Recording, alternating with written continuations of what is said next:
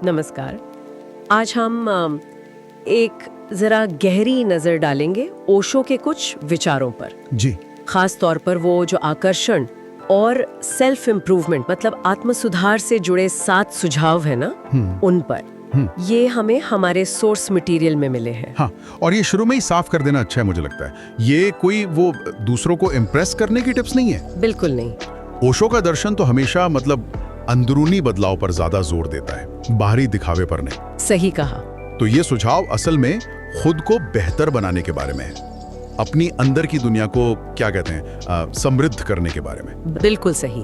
और सोर्स का जो मूल भाव है वो यही है कि भाई जब कोई इंसान खुद से प्यार करना सीख लेता है ना, खुद को स्वीकार कर लेता है, तो बाहरी दुनिया, लोग, हालात सब कुछ अपने आप उसकी तरफ खींचने लगता है। हाँ, स्वाभाविक रूप से। तो आज हम इन्हीं 7 सुझावों को जरा खोल कर देखेंगे, उनके पीछे जो गहरे मतलब छिपे हैं उन्हें समझने की कोशिश करेंगे। चलिए करते हैं शुरू। तो पहला और शायद सबसे बुनियादी सुझाव है, खुद से प्रेम करना सीखो।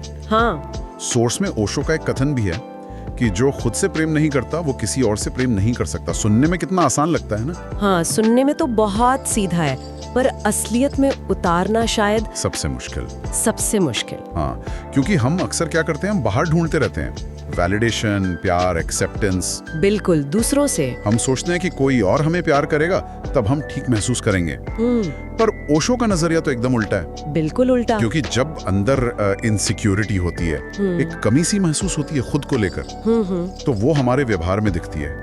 कभी हम बहुत ज्यादा डिपेंडेंट हो जाते हैं, हाँ, या फिर एकदम एरोगेंट, हाँ, या बेवजह का अहंकार दिखाते हैं, या बहुत अनस्टेबल रहते हैं। तो सोर्स यही कहता है कि लोग, चाहे वो औरत हो या मर्द, वो स्वाभाविक रूप से उस इंसान की तरफ खिंचते हैं जिसमें एक ठहराव दिखता है, एक शांति। हाँ, एक अंदरूनी शांति हो जो अपने आप में संतुष्ट लगे। तो मतलब ये हुआ कि वो जो बाहरी आकर्षण का मैग्नेट है वो असल में अंदर बनता है। हाँ, अंदर गढ़ा जाता है। और खुद को प्यार करने का मतलब सिर्फ अपनी अच्छी बातें देखना नहीं है, मतलब अपनी कमियों को भी। बिल्कुल, अपनी कमियों को, अपने डार्क साइड को भी स्वीकार करना। ये सेल्फ कंपैशन है, सेल्फ एक्सेप्टेंस है। जब आप खुद को पूरा का पूरा स्वीकार कर लेते हैं ना, तो आप दूसरों से उस स्वीकृति की भीख मांगना बंद कर देते हैं। अच्छा। आप एक खाली बर्तन की तरह नहीं जाते दुनिया में, बल्कि एक भरे हुए पात्र की तरह। और यही अंदरूनी पूर्णता, यही सेल्फ सफिशिएंसी दूसरों को खींचती है। ये एक होने का भाव है, कुछ पाने की कोशिश नहीं। ये समझ आता है। तो चलिए अब दूसरे सुझाव पर चलते हैं। ये बातचीत से जुड़ा है, सुनना सीखो बोलने से ज्यादा। ये तो आज की दुनिया में बहुत ही जरूरी है ना, जहाँ हर कोई बस अपनी ही सुनाना चाहता है। हर कोई। हम अक्सर सुनते हैं पर इसलिए कि जवाब दे सकें, अपनी बात बीच में रख सकें। हाँ, अपना पॉइंट प्रूव कर सकें। बिल्कुल।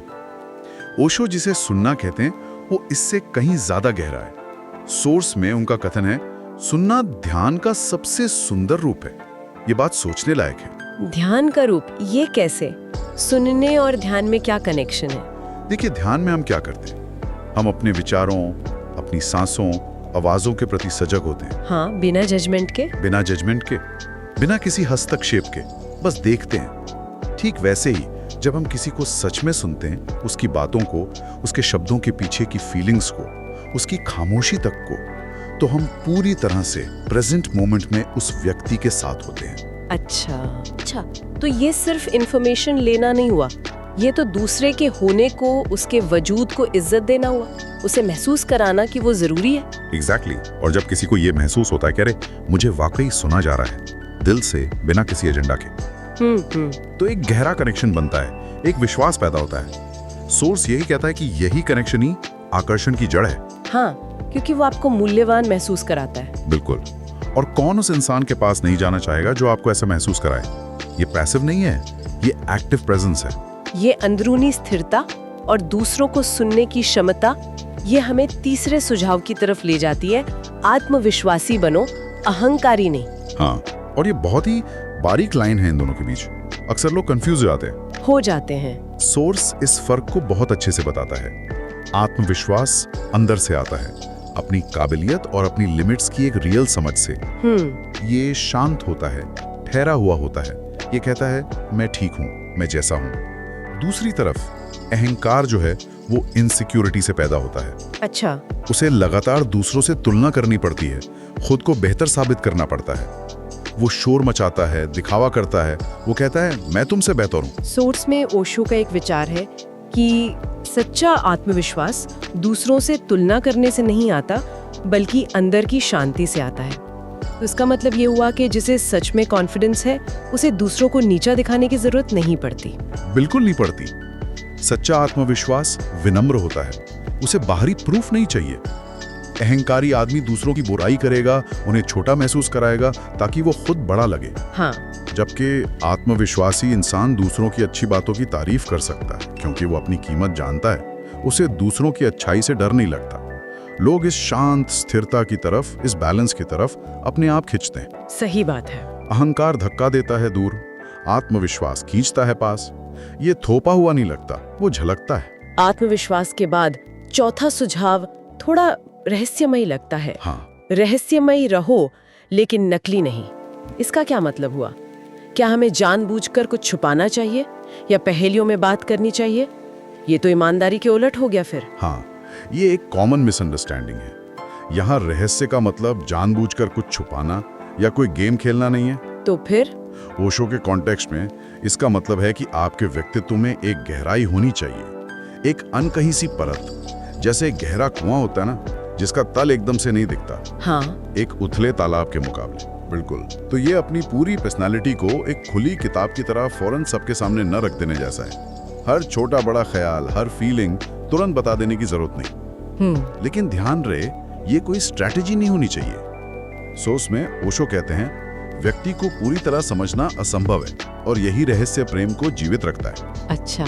मतलब इंसान इतना कॉम्प्लेक्स है, इतना गहरा है कि उसे पूरी तरह कभी जाना ही नहीं जा सकता। जब कोई इंसान अपने अंदर की यात्रा करता है, मेडिटेशन करता है, सेल्फ रिफ्लेक्शन करता है, तो उसमें नेचुरली एक गहराई आती है, एक साइलेंस आता है। हाँ, वो अपनी हर छोटी मोटी बात को दुनिया के सामने तुरंत परोसने की जरूरत महसूस नहीं करता। ये कोई नकली मास्क नहीं है, ये अंदर की अमीरी का संकेत है। मतलब ये रहस्य बाहर से बनाना नहीं है, ये अंदर के विकास का नतीजा है। बिल्कुल। जो इंसान अंदर से जितना गहरा होगा, उतना ही उसमें एक नेचुरल खिंचाव होगा और लोग उसे जानना चाहेंगे। हाँ, नकली रहस्य या बनावटीपन तो बहुत जल्दी पकड़ा जाता है और वो दूर करता है, पास नहीं लाता। हाँ। सच्चा रहस्य आपकी मौजूदगी में महसूस होता है, आपकी बातों से ज्यादा शायद आपकी चुप्पी में झलकता है। ये दूसरों को आपकी ओर खींचता है, क्योंकि उन्हें लगता है कि यहाँ कुछ और है, कुछ गहरा है जिसे जानना अभी बाकी है। ये अंदर की गहराई और आत्मसम्मान हमें अगले यानी 5वें सुझाव पर लाता है।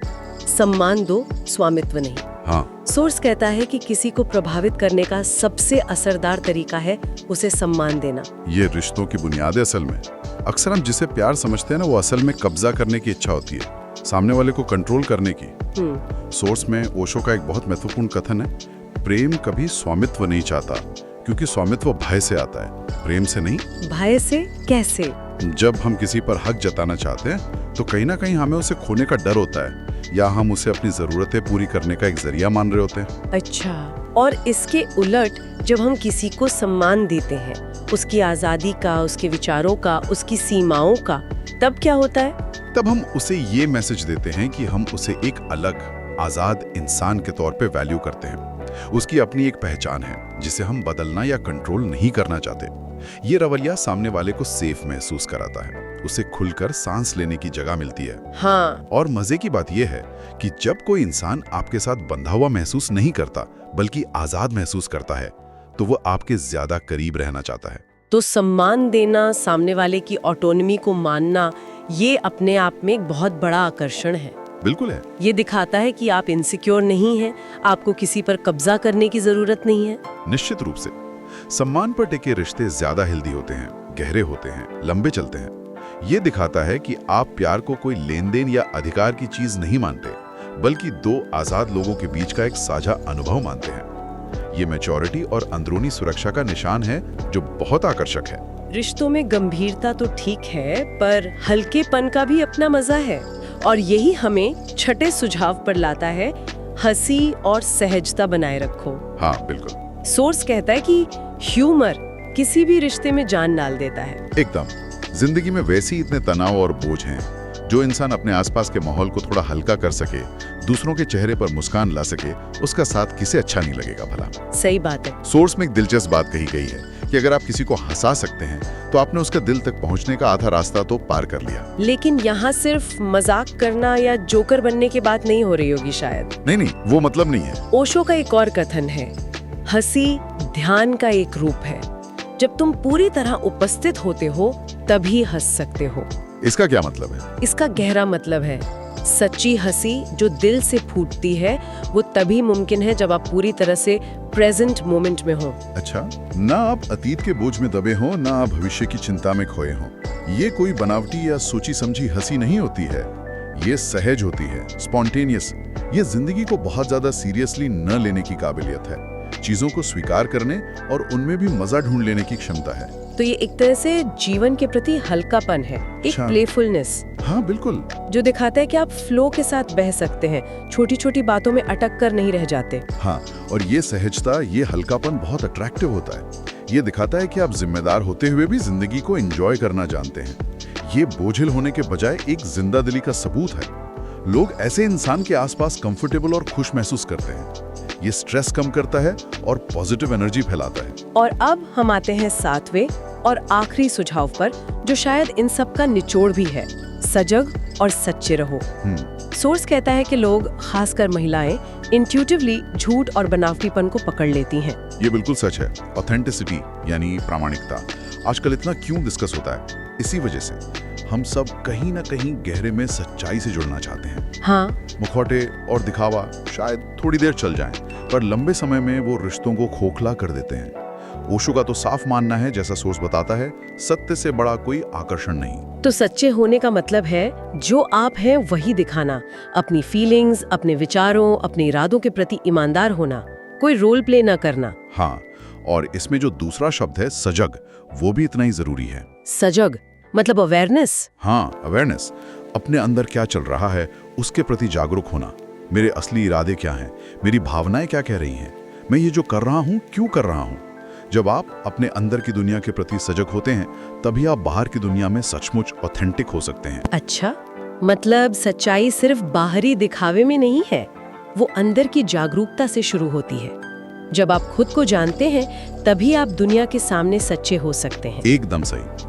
और ये अंदरूनी स्पष्टता और ईमानदारी एक मैग्नेटिक क्वालिटी पैदा करती है। जब कोई इंसान अपने सच के साथ खड़ा होता है, अपनी कमजोरियों को भी मानने का साहस रखता है, तो उसमें एक अजीब सी ताकत और कशिश आ जाती है। हाँ। लोग ऐसे इंसान पर भरोसा कर पाते हैं, उसके साथ सेफ महसूस करते हैं। आपकी सच्चाई ही आपका सबसे बड़ा आकर्षण बन जाती है, क्योंकि वो इतनी रेयर है। तो इन 7 सुझावों, खुद से प्रेम, गहरा सुनना, आत्मविश्वास, अहंकार नहीं, स्वाभाविक रहस्य, सम्मान, स्वामित्व नहीं, हंसी, सहजता और सजग सच्चाई, इन सब को समझने के बाद हम किस मुख्य नतीजे पर पहुंचते हैं? नतीजा बहुत साफ है और ओशो के मूल दर्शन से जुड़ा हुआ है। बाहरी दुनिया में आकर्षण पैदा करने के लिए कोई टेक्निक या ट्रिक इस्तेमाल करने के बजाय सारा फोकस अपने अंदर की दुनिया को बदलने पर होना चाहिए। सम्मान देने वाले, सहज और सच्चे बनते हैं तो बाहरी आकर्षण उसका एक नेचुरल बाय प्रोडक्ट होता है, एक परछाई की तरह। सोर्स के आखिर में ओशो का एक बहुत दमदार विचार है जो इसी बात को कंफर्म करता है। प्रेम को पाने की कोशिश मत करो, प्रेम बन जाओ और सारा अस्तित्व तुम्हारा हो जाएगा। हाँ, ये तो पूरी तरह से सेल्फ ट्रांसफॉर्मेशन की बात है। बिल्कुल।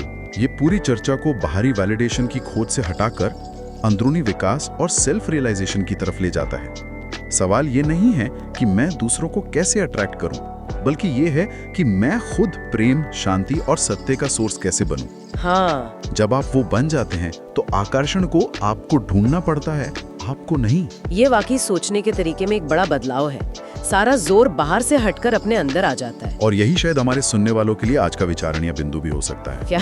कि क्या जीवन में हम जिसे बाहरी आकर्षण या दूसरों की स्वीकृति समझकर खोजते फिरते हैं, वो असल में हमारे अपने अंदर की शांति, अपने सच और खुद के प्रति गहरे प्यार की जो अधूरी तलाश है, कहीं उसी का रिफ्लेक्शन तो नहीं? इस पर सोचा जा सकता है। बिल्कुल।